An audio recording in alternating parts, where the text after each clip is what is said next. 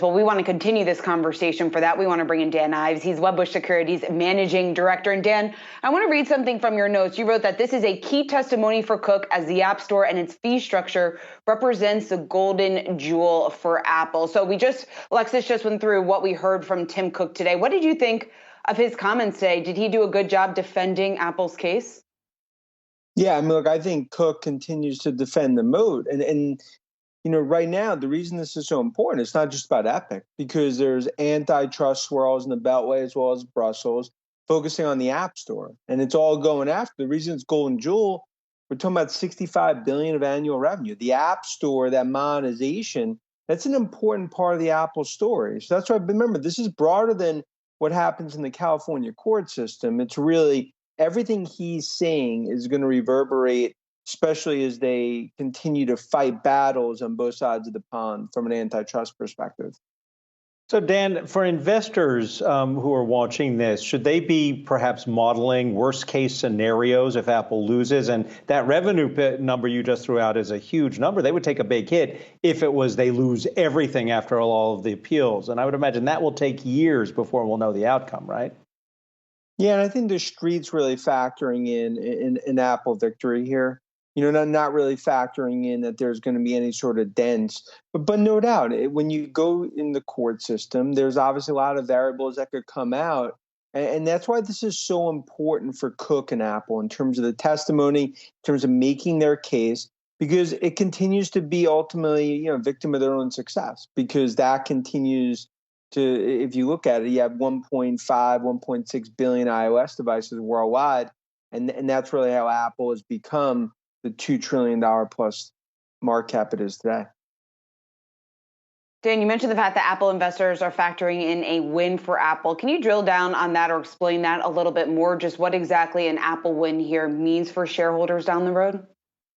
Yeah, and an Apple win would be important, not just for this, but more in terms of what that would do from a regulatory. I think it would give them definitely some momentum, especially going up against EU and some of the regulatory swirls there. But just really, simplifying it. I mean, if you look at the App Store, they've defended this again and again in terms of 30% fee. And ultimately, from a terms of service perspective, that continues to be the Game of Thrones battles here with Epic. And Epic, given Fortnite, you're talking about, a massive franchise, and there's a lot of scrutiny here. But I believe when this is all said and done, this is not one that dents the overall App Store. Now, in the case that anything did go against Apple here, I mean, that would have a massive ripple effect, and that's not something that the street's factoring in.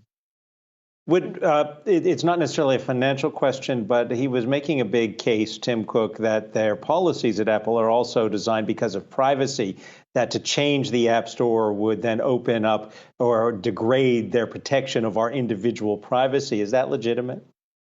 Yeah, I mean, and that's the core DNA of Apple from a data privacy perspective. And that's very legitimate. And that's why, when you look at this issue from a 30,000-foot up level, it's a lot different when you start to double click. Because if you look at the App Store, the way it's built, data privacy, as well as, really the kingdom it's become for Apple, developers right now are watching this closely as well, because many fret about the 30% fee. But ultimately, Cook and Apple continue to hold the keys to the kingdom. And that continues to be the big focus here. Dan, when you look ahead for Apple beyond this trial, I know you've been very bullish on the name in general. When you look ahead to demand that you're expecting to see for a number of its products here for the remainder of the year, what do you think that looks like?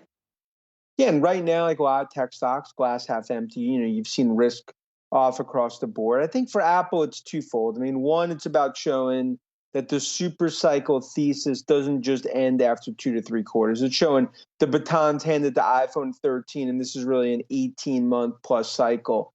And then it's really showing that the services business, as well as the broader product ecosystem, continues to accelerate into the next year. And that's going to be key, not necessarily just to the re-rating, but into numbers going much higher. You still have 30% of the install base that has not upgraded their iPhone 3.5 years. Dan Ives, always great to get your perspective here on the show of Wedbush. We look forward to speaking with you again soon.